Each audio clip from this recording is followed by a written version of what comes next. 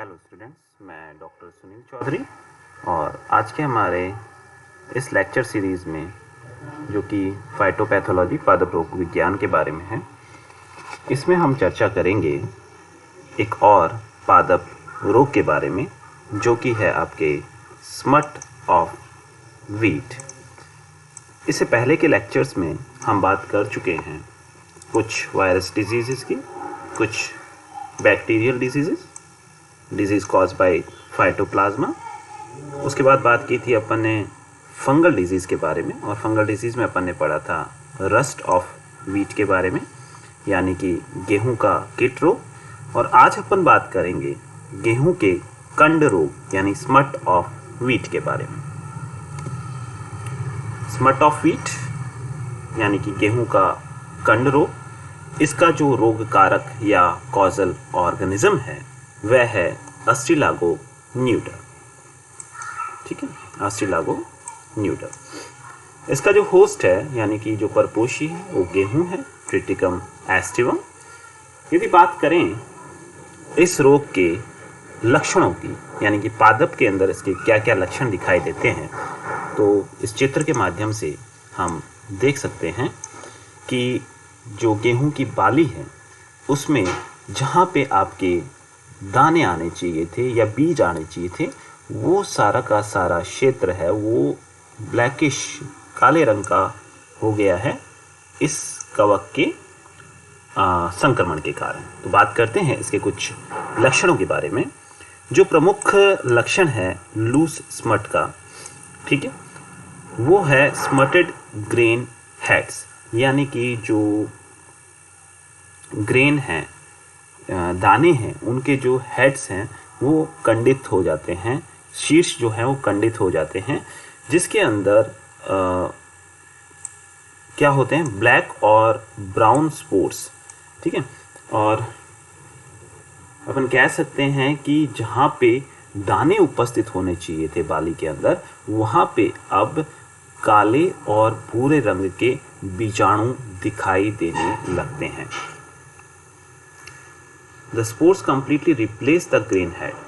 जो स्पोर्स या बीजाणु हैं वो सारे के सारे जो दाने या बीज हैं उनको प्रतिस्थापित कर देते हैं, और यदि इन जो इन्फेक्टेड या संक्रमित पादप हैं, यदि इनको हार्वेस्ट किया जाए तो इनके अंदर अपने को किसी भी प्रकार के दाने देखने को नहीं मिलेंगे। ये जो रोग है इसको आसानी से पहचाना, यानी कि उन पादपों को जो संक्रमित हो चुके हैं उनको आसानी से पहचाना जा सकता है उस अवस्था में भी जब पादप के अंदर पुष्पन नहीं हुआ हो, यानी कि जो अर्ली प्रारंभिक अवस्था है फ्लावरिंग या पुष्पन से पहले की, उस अवस्था में भी संक्रमित पादप को पहचाना जा सकता है। कैसे? केवल प्लांट या पादप को देख के भी, क्योंकि जो संक्रमित पादप है वो ज़्यादा टॉलर, यानी कि ज़्यादा उसकी ऊंचाई आपको देखने को मिलेगी, ज़्यादा उसकी लंबाई आपको देखने को मिलेगी फील्ड के अंदर जो बाकी पादप है उनकी तुलना में, यानी कि फील्ड के अंदर जो बाकी गेहूं के पादप है उनकी तुलना में जो संक्रमित पादप है उसकी जो लंबाई है वो आपको ज़्यादा देखने को मिलेगी। साथ ही साथ the fungus causes infected plants to grow slight, क्योंकि जो फंगस है, जो कवक है जिसके अपन बात कर रहे हैं अस्ट्रिलागो न्यूटा, ये क्या करता है, यह जो संक्रमित पादप है उसको प्रेरित करता है कि वो ज़्यादा लंबा हो, साथ ही साथ ज़्यादा जल्दी उसके अंदर परिपक्वन देखने को मिले असंक्रमित पादपों की तुलना में। ये जो डिजीज़ है, या यूं कह सकते हैं कि ये जो फंगस है जो खुले हुए पुष्पक होते हैं उनके माध्यम से संक्रमित करता है, जिसके माध्यम से जिसकी वजह से अपन कह सकते हैं कि ये एक एडवांटेज प्रदान करता है फंगस को, कि वो, जैसा कि अपन पहले पढ़ चुके हैं कि जो भी पादप संक्रमित होगा उसकी ऊंचाई ज़्यादा होगी, तो ऊंचाई ज़्यादा होने की वजह से अपन कह सकते हैं कि जो हाइट पे संक्रमित पादप है वहाँ से आसानी से ये जो हेल्दी यानी कि सामान्य स्वस्थ पादप हैं उनके ऊपर गिर सकता है। साथ ही साथ ये प्रदान करता है कवक को कुछ अतिरिक्त समय जिसके माध्यम से वो अधिक से अधिक जो स्पोर्स हैं उनका या बीजाणु हैं उनका प्रकीर्णन कर सके, किससे पूर्व, जो स्वस्थ पादप है उनके पुष्पकों के खुलने से पहले। ठीक है। बात करें यदि इस रोग की पैथोलॉजी के बारे में, तो बेसिकली जो आपके स्मट है वीट का, ये एक सीड बॉर्न डिजीज़ है, यानी कि बीज वाहित अपन कह सकते हैं, या बीज होती हैं उसके अंदर ये आप कह सकते हो कि डॉर्मेंट स्टेज के अंदर जो इन्फेक्शन है वो पड़ा रहता है। उसके बारे में बात करेंगे अपन इसके अंदर। तो डिजीज़ साइकिल जो लूज स्मट की है वो आरंभ होती है किसके साथ में, टीलियोस्पोर्स के साथ में। ठीक है, जो कि जो ओपन फ्लोरेट्स हैं यानी कि खुले हुए पुष्पक है वहाँ तक पहुँचते हैं। उसके बाद में ये जो ओवेरी है, अंडाशय हैं, उनको संक्रमित करते हैं, इन्फेक्ट करते हैं। कैसे इन्फेक्ट कर सकते हैं, या तो जो वर्तिकाग्र है उसके माध्यम से प्रवेश करेंगे, या सीधे के सीधे जो ओवेरी यानी अंडाशय की जो भित्ति है उसके अंदर ये प्रवेशित हो सकते हैं। उसके माध्यम से ये जो फ्लावर की जो ओवेरी है या अंडाशय है पुष्प का, उसको संक्रमित करते हैं। जो अस्टिलागो है इसकी मल्टीपल मैटिंग टाइप्स होती है, यानी कि इनकी विभिन्न संगम या संसर्ग जो प्रारूप होते हैं, मैटिंग टाइप्स होती हैं, वो उपस्थित रहती हैं या पाई जाती हैं इसके अंदर।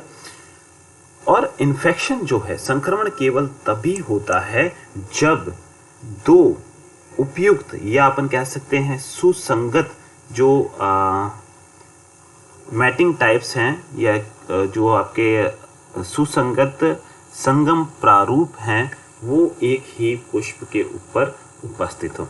यानी कि बेसिकली होता क्या है कि इसके अंदर जो दो आपके कवक तंतु होते हैं, वो एक को अपन रिगार्ड करते हैं, पढ़ेंगे आगे इसको अपन जब कवकों के बारे में बात करेंगे। एक प्लस मैटिंग टाइप हो गया, एक माइनस मैटिंग टाइप हो गया।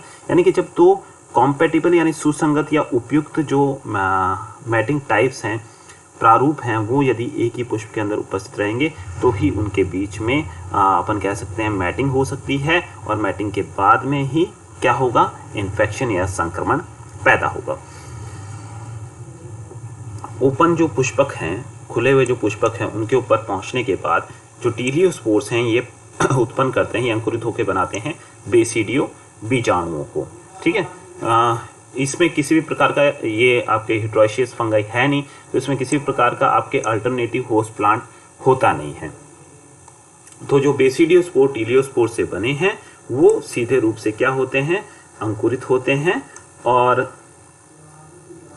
उसके पश्चात अंकुरित होने के पश्चात जो हाइफी है यानी कि जो कवक तंतु है, दो सुसंगत बेसिडियो बीजाणुओं का, वो आपस में फ्यूज़ होता है, और फ्यूज़ होने के पश्चात क्या निर्मित होता है, एक डाइकैरियोटिक स्टेज या डाइकैरियोटिक कवक तंतु उत्पन्न होता है, जिसके अंदर अपन कह सकते हैं कि जो एक सेप्टा है उसके अंदर अपने को अब दो केंद्र देखने को मिलेंगे, डाइकैरियोटिक द्विकेंद्र की अवस्था देखने को मिलेगी, क्योंकि जब दो कवक तंतु जो कि निर्मित हुए हैं कॉम्पेटिबल बेसिडियोस्पोर से, वो आपस में फ्यूज होंगे। तब